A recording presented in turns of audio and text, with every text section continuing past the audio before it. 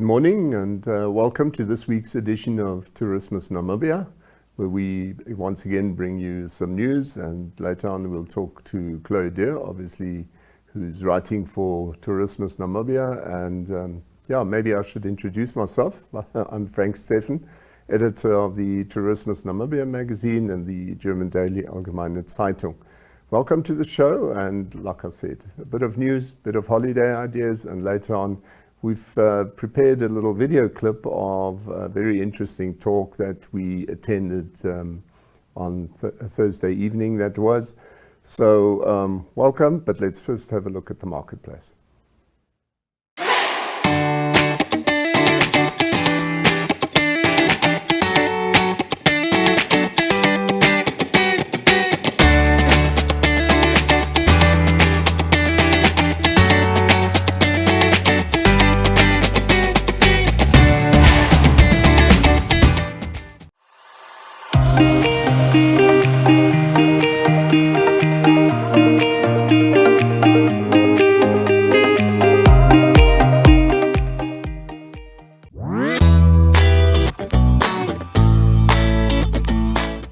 Right, up first are obviously our topics, as we always have each week. This time I did a few different topics, but I'm sure some of you will find it interesting. Up first, we'll show you a little poster that's come out, and that's by Tosco. Tosco has joined hands with the Hospitality Association, RNF, Eco Awards Namibia, and the Recycle Lab to come up with a long-term cleanup initiative for rural areas. That's what they wrote to us, focusing mainly on communal conservancies. This initiative addresses the environmental waste issue that negatively impacts the Namibian tourism and wildlife industry.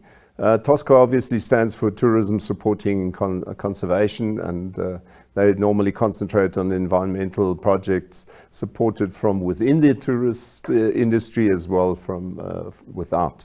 And you can't read it on there properly, but their email address is admin@tosco, TOSCO.org. So just repeat it, admin@tosco.org.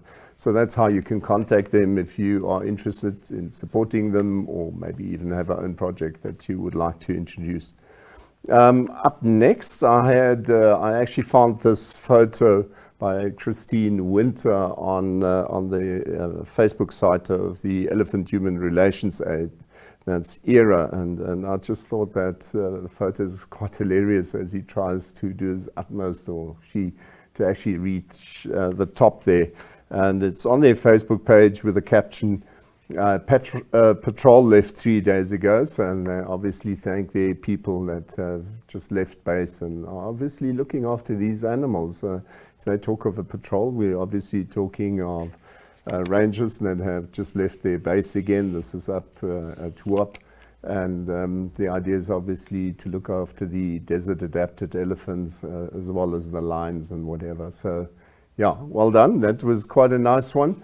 Then on a bit more sad note, on the Lions site, that's the Desert Lions Human Relations Aid, DELRA. Quite a sad photo. I mean, so they had the difficult duty of agreeing with the Ministry of Environment, Forestry and Tourism to put down lioness XPL 75 this week. So the animal had become extremely emaciated, as you could see from that first photo. This photo actually comes from January 2020, whereas the other one is from February 2021. And so the lioness had become extremely emaciated on account of the severe scarcity of prey, because obviously antelope and every animal has moved further east in that area because we didn't have that much rain in the northwest yet.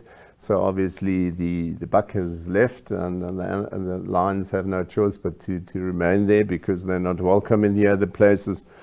So on its internet page, the Line Rangers wrote, "One of the challenges of wildlife conservation is to know when it's appropriate to intervene and when to let nature take its course.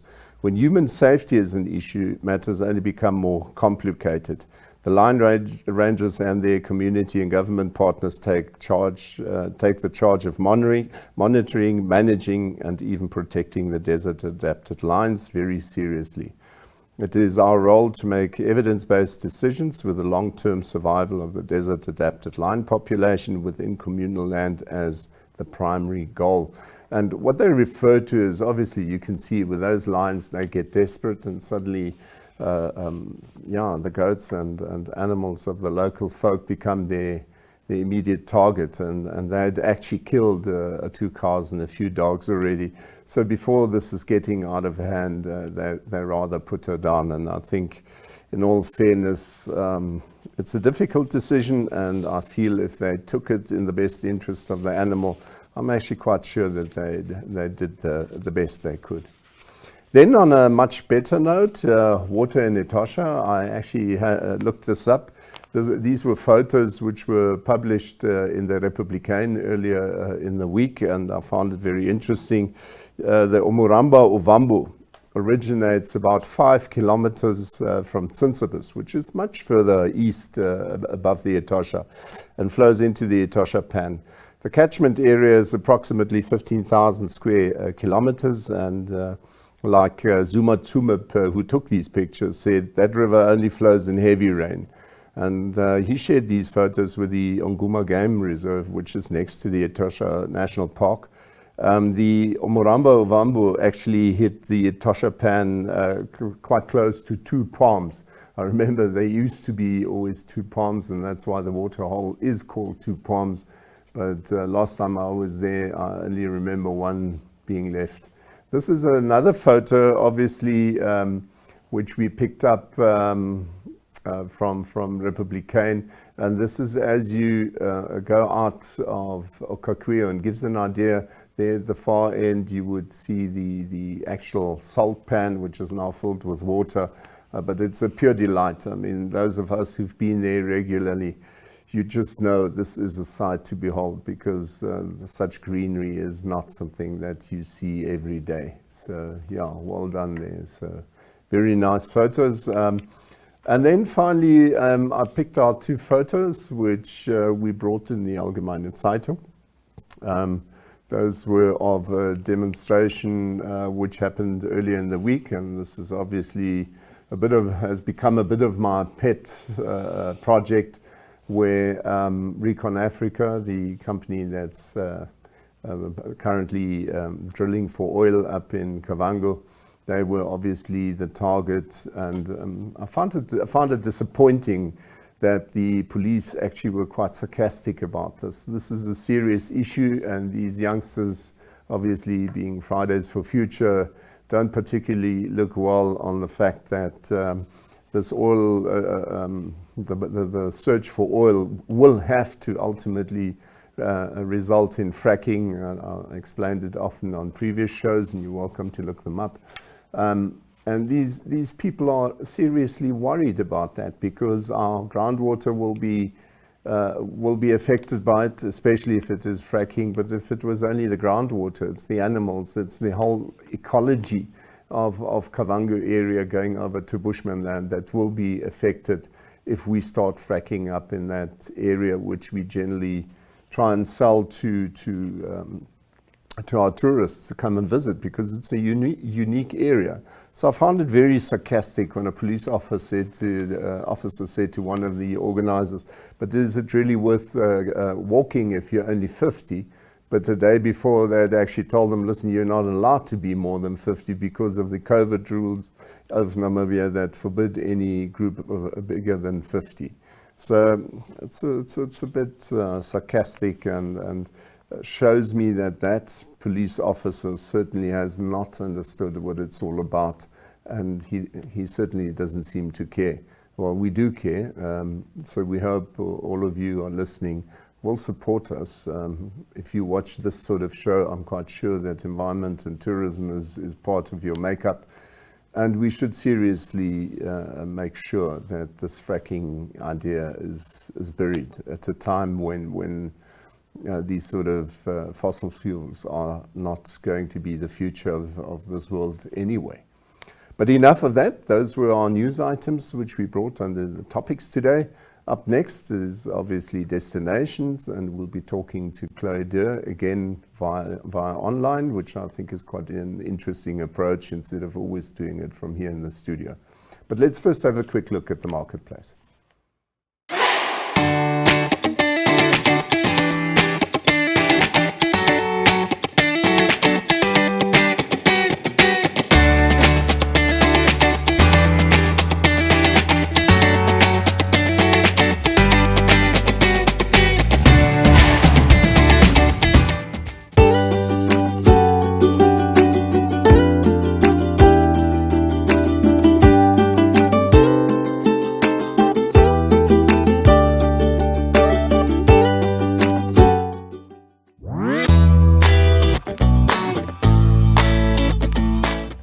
Hi, welcome back. We will now be joined by Chloe Deur. She's still down in Henties, and she's prepared a couple of information clips for us, but we'll obviously want to talk to her live. Hi, Chloe, are you there?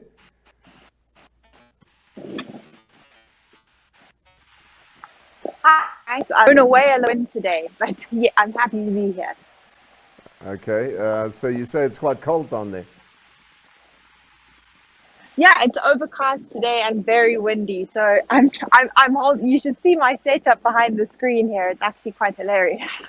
Okay, so if we want to spite you, we'll speak very long to you so as to see how bit by bit you become smaller and smaller on account of the cold.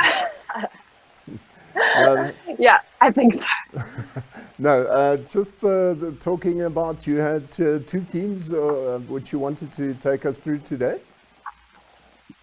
Yes, I mean I'll start off with the route from Henties to Windhoek because before doing video calls I was doing that weekly and every single week was completely different.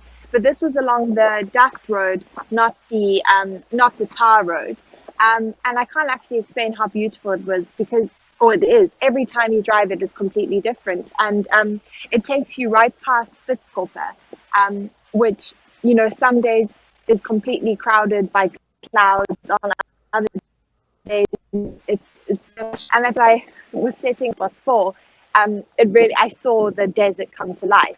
And it was just interesting for me to drive that route so regularly and see the changes. And so often when you think of Spitzkoppe, you think of the arch and, you know, just rocks. But from a distance, it's also exceptionally beautiful. And it's just once again continuing our theme about travel being more about the journey rather than just the destination. And I know this isn't necessarily a destination, you're driving, but I mean you wouldn't mind driving if this was the kind of environment that you were surrounded by. And I think, yeah, it was completely unexpected. I just found the quickest route to Windhoek, and it just happened to be on a dust road that took me past some of the most beautiful scenery. So actually, I want to try and drive it for a week solid and see how during a week the scenes change. Because it really is an exceptional route. Yeah, by the way, that is the route most people actually take down to Henties, because anybody who's got a bakkie or a car that's sort of halfway got the proper height, they will always go that route, because you obviously also, as you go in past all those Damra traders who are offering their semi-precious stones and other sort of products as you turn in just above Yusakos.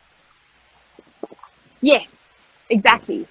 Yeah, it's the. But I mean, it's a beautiful route.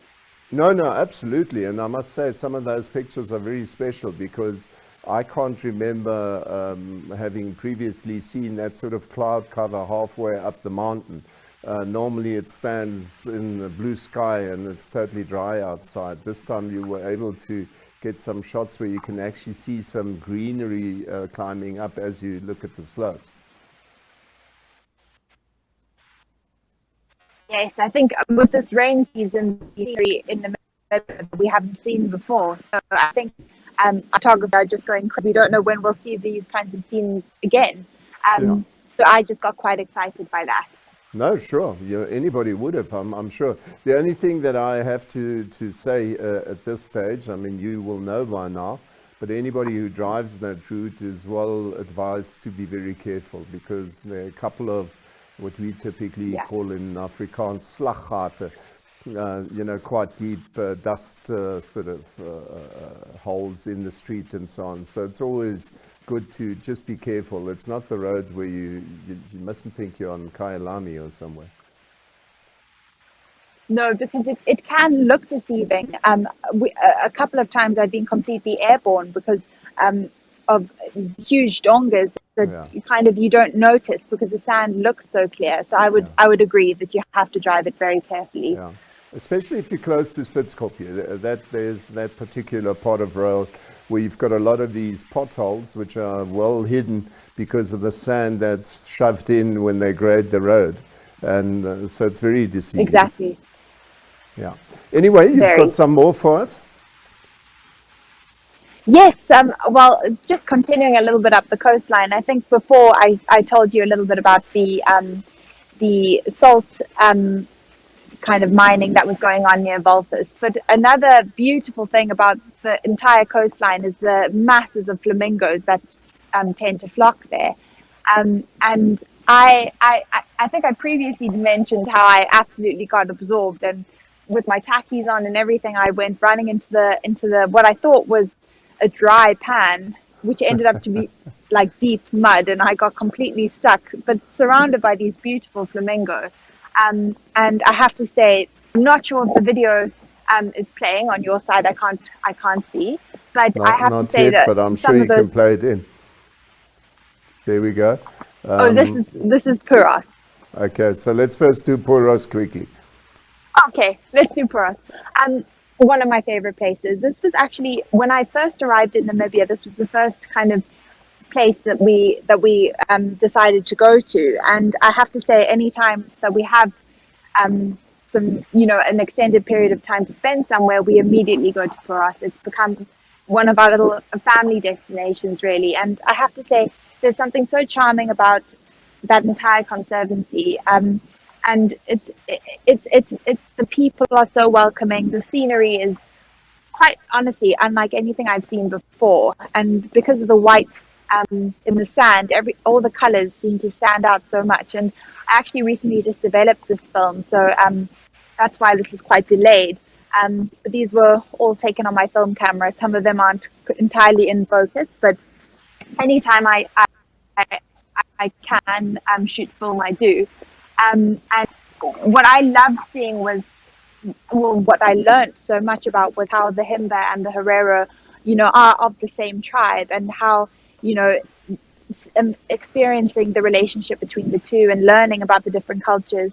But visiting the Puros Living Museum, also an unbelievable scenery. I mean, just look at those rolling hills in the Yeah, background. yeah, It was, it really made a mark on me, and I've actually never been able to forget it because, I mean, that scenery is so romantic. How you just have those kind of dusty hills, but you learn so much at all of these living museums, and it really does help with the preservation of the culture, which we speak about all the time. But I can't stress enough how important it is to support communal conservancies when you do travel, because you'd be so surprised at how rich your holiday will be. There also are desert elephants and everything that visit you at your campsite here.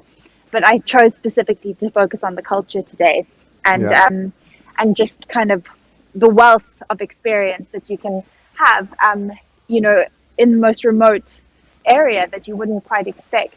Yeah. You wouldn't expect to have such picturesque scenery. And then Um, tell me but when you, it yeah, sorry. no, that's okay.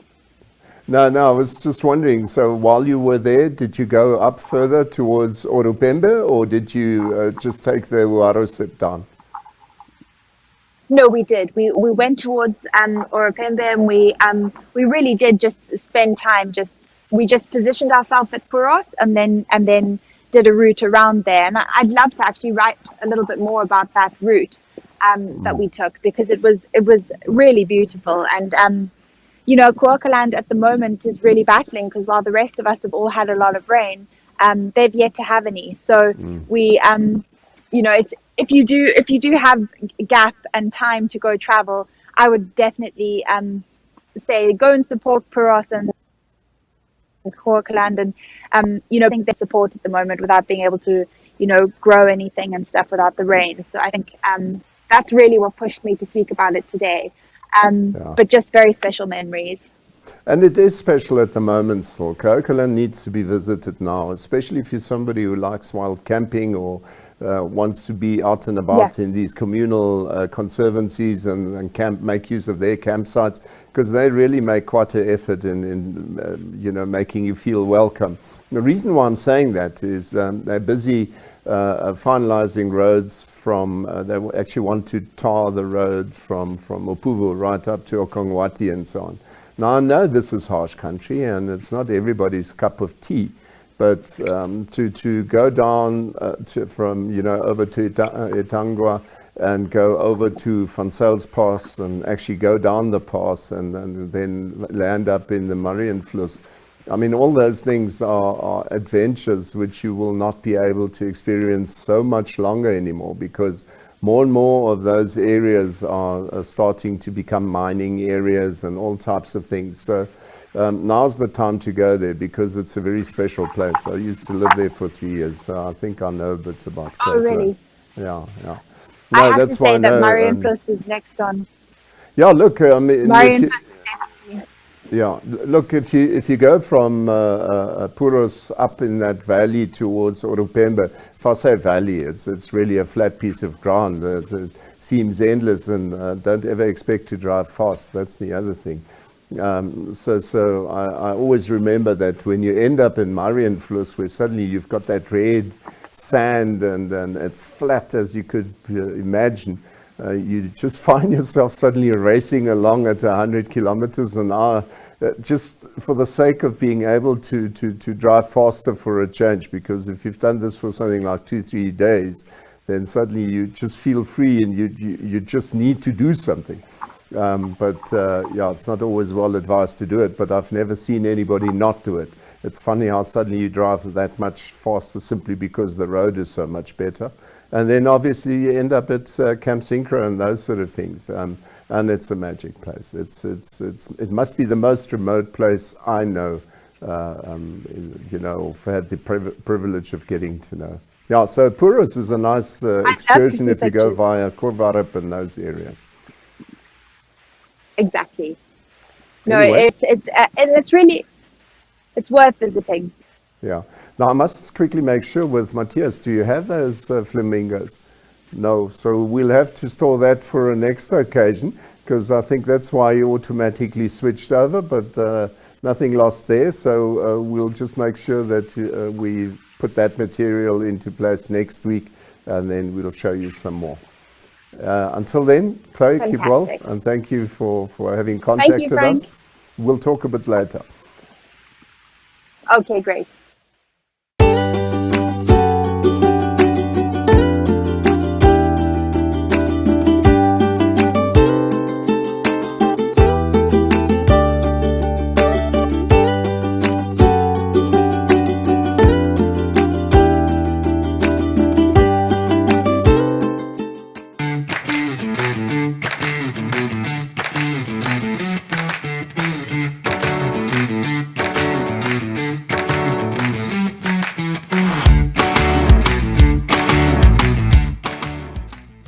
Right, and that was Chloe Deer. As you would imagine, she's down in Henties Bay, obviously cold as you could see, but I think generally she's actually having a good time, and we will be sitting later today and actually planning on where she needs to go next, because the Tourismus magazine is due to come out in the near future, within the next week.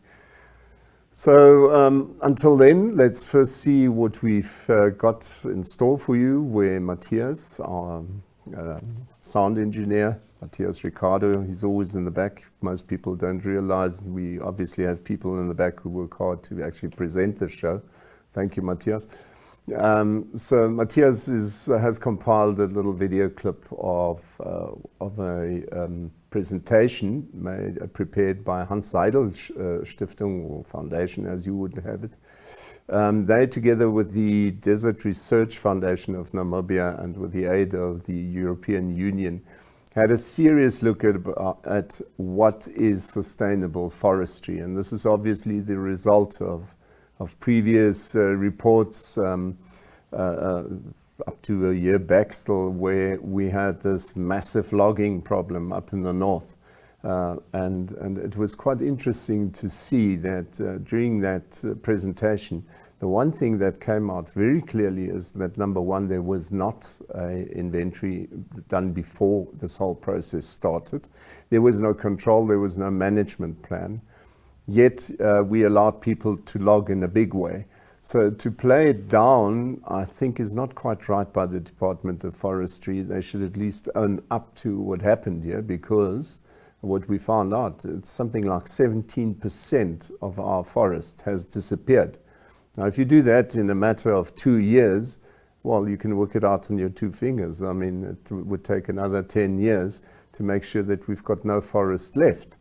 So it's high time that the moratorium was obviously declared, but the important part is what is up next. But have a look at the clips yourself.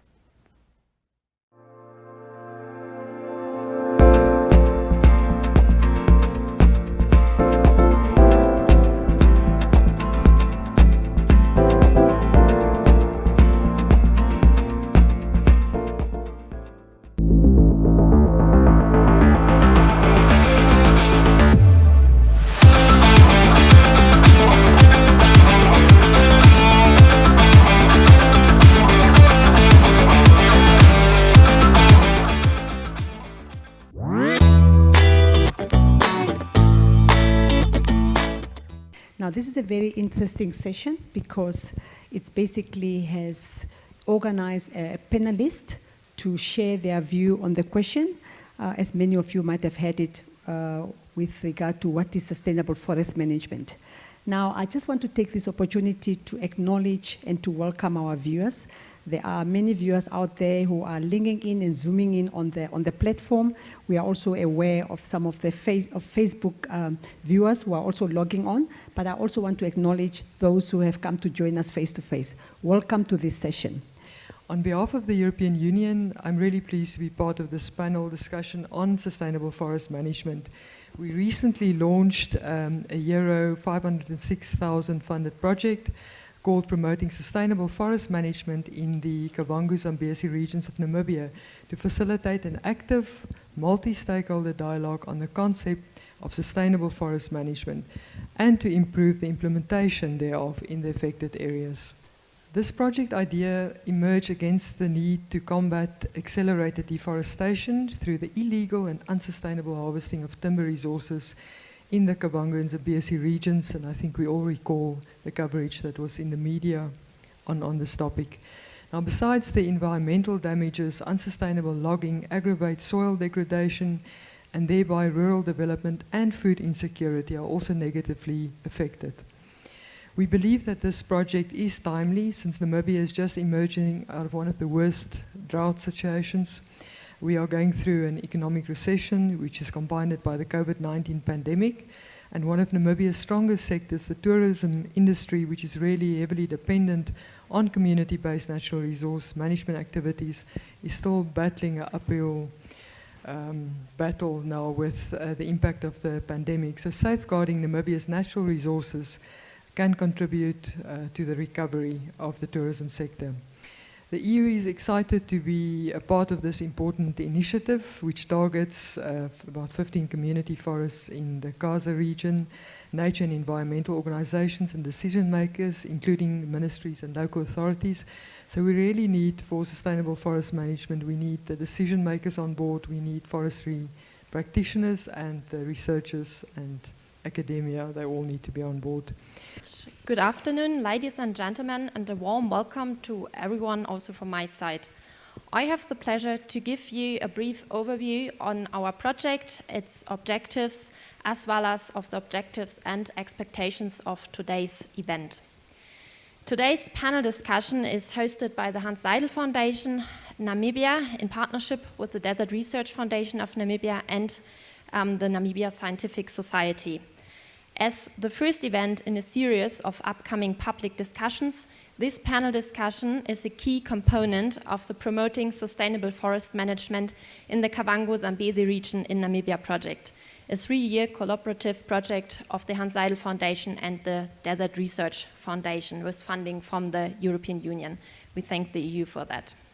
As many of you will remember, in recent years, a growing number of media reports and related public discussions have sought to address how Namibia's hardwood resources are being harvested, in many cases unsustainably.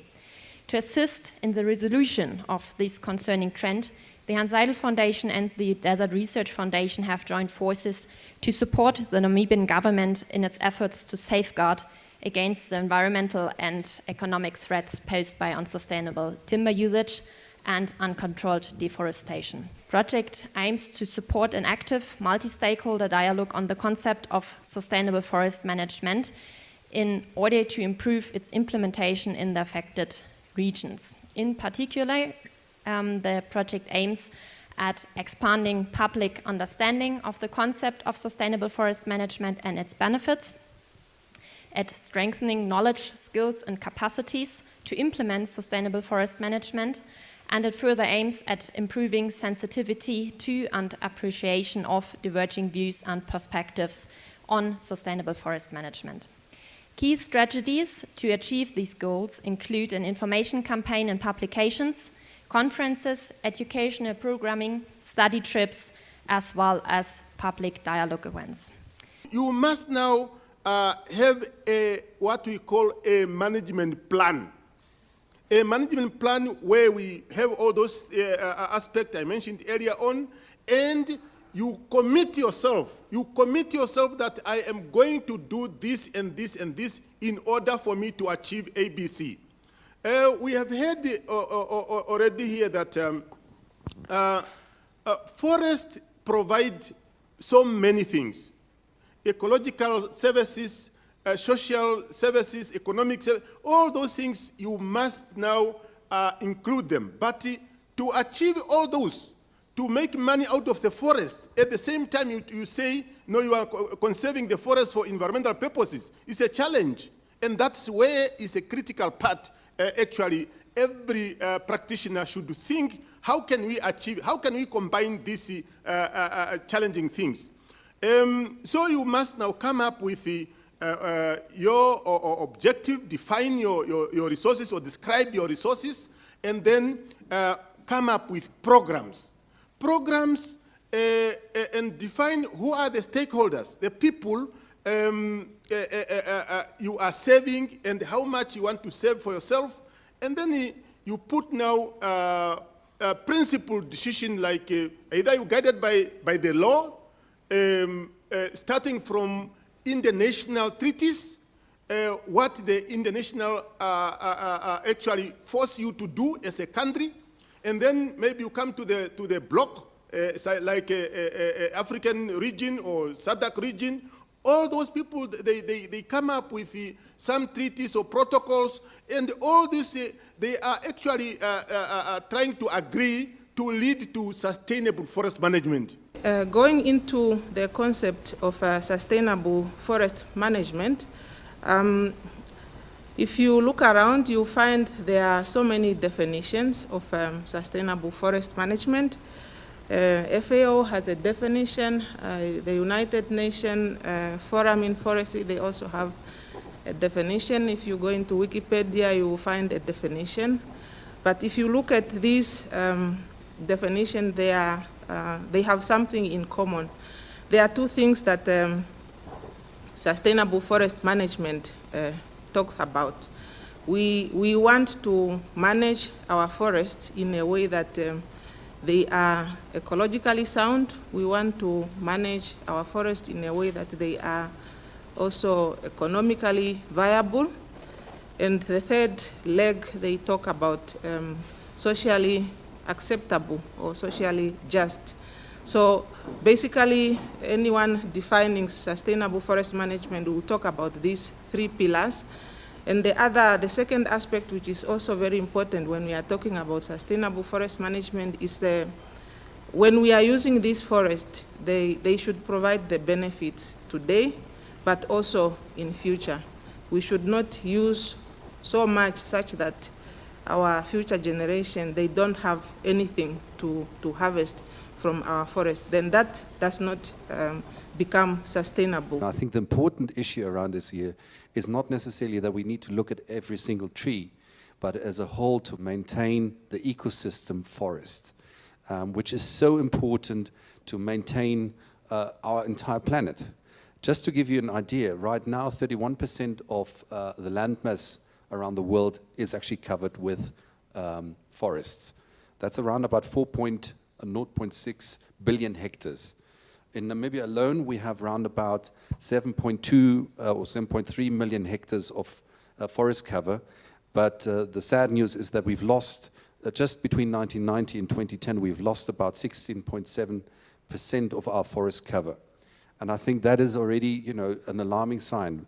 As a basic rule of thumb, wherever you find forests, or where there are forests, you also have rain. Now, if our forest cover is declining, we also run risk of having less rain in our country.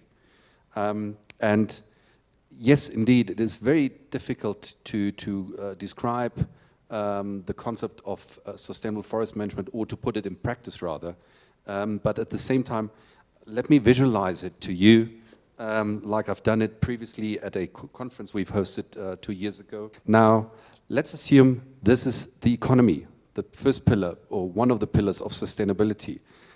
Then we have the pillar of the ecology, which we have here now. And last but not least, we have the social component, the social pillar. All of them, the three need to stand together and need to find a balance in order to ensure sustainability.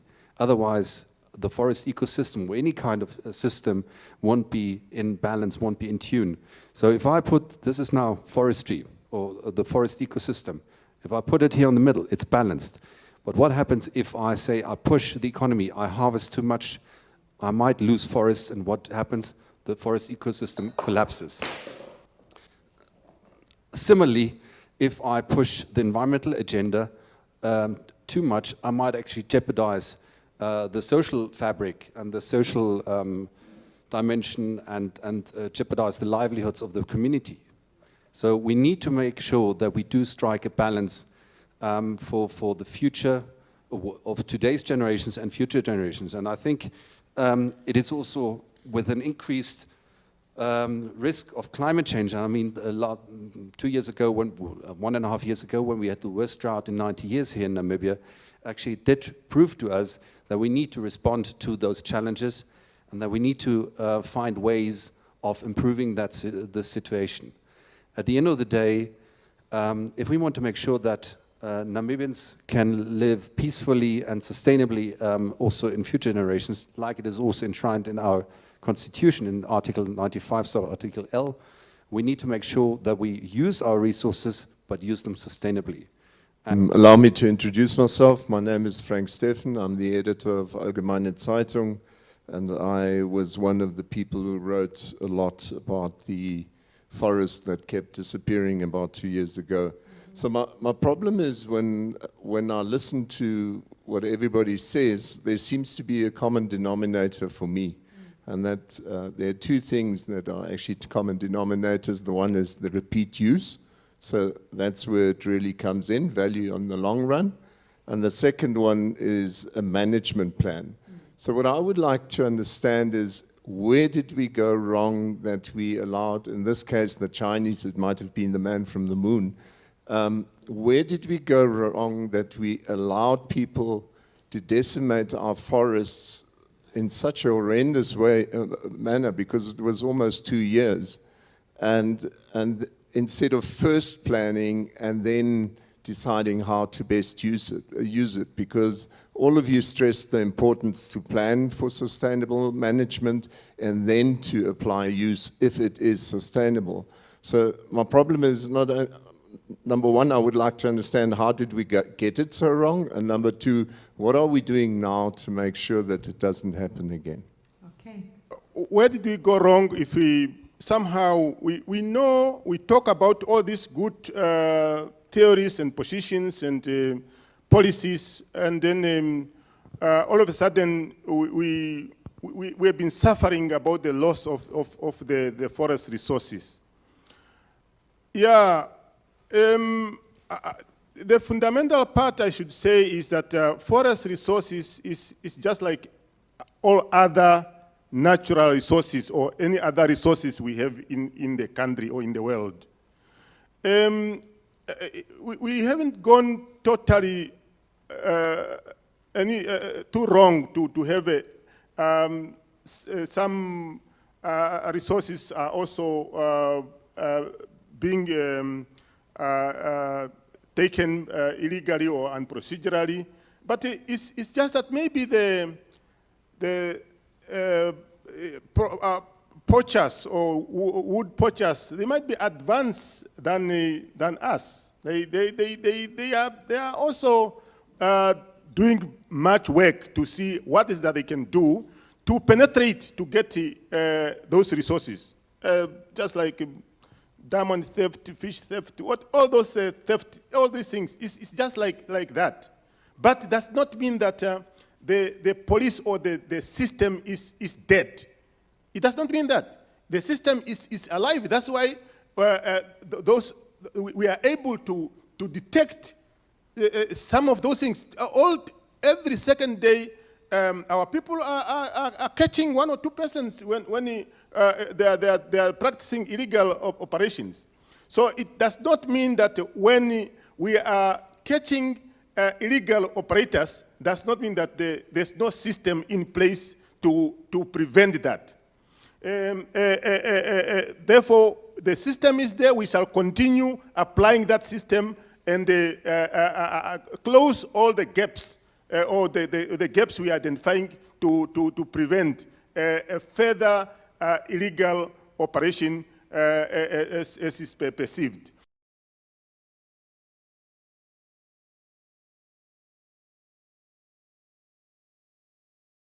The Hans Seitel Foundation have embarked on a national forestry prevention campaign. This is supported by the Desert Research Foundation of Namibia and financed by the European Union. Yesterday, you and a couple of specialists in the field of forestry asked the question of what is sustainable forestry in an online forum conducted at the Namibia Scientific Foundation. Please do tell us more about that. Once again, welcome. Thank you very much. Thanks for having me. Now, yesterday's event was on unpacking the question on what is sustainable forest management, because it's a key concept to balance the different interests around forests, looking at the economic pillar, the ecological pillar, and the social pillar. Now, if you look at it more closely, economic, obviously, you know, if you own a forest or if you manage a forest, you want to make a living in some way or another. So you have to make sure that you can live off your land and make sure it's sustainable in the sense also that obviously you only use as much as there's regrowing. So to make sure that also you can continuously use the resource over time. From another aspect, from a social perspective, obviously, you know, forests provide much more than just timber. It's obviously food, it's fodder, it's for lifestyle, recreation, etc., etc. And obviously also for cultural purposes, it's very, very important. And especially here in Namibia, many people actually depend on forests in terms of their livelihoods. And last but not least, from an environmental perspective, forests are also the home for loads of animals and plants. It's actually probably 90% or so of all biodiversity is probably happening in forests. So this is where obviously it gets very complicated in detail when you manage forests to strike a balance between those 3 pillars of sustainability. But at the end of the day, right now what we've seen over the past couple of years is an unsustainable use of the forest resources. And I've just actually read that up yesterday also, and I was quite staggered by that number, is that between 1990 and 2010, we lost about 17–18% of our forests in Namibia. That's a lot. You know, that was until 2010. So since 2010 or since 2015 roundabout, the forestry, the harvesting activities, the cutting of trees actually has increased significantly. From 2015 till date? Yes. Okay.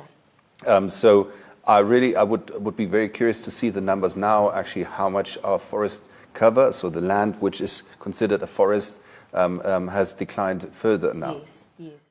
Right, and that was the video clip, as you would imagine, quite interesting. On the one side, quite sad. On the other side, I think it's good to see that at least we've halted the problem, and there seems to be a real intention to get a grip on this problem and possibly look at a sustainable forestry management plan.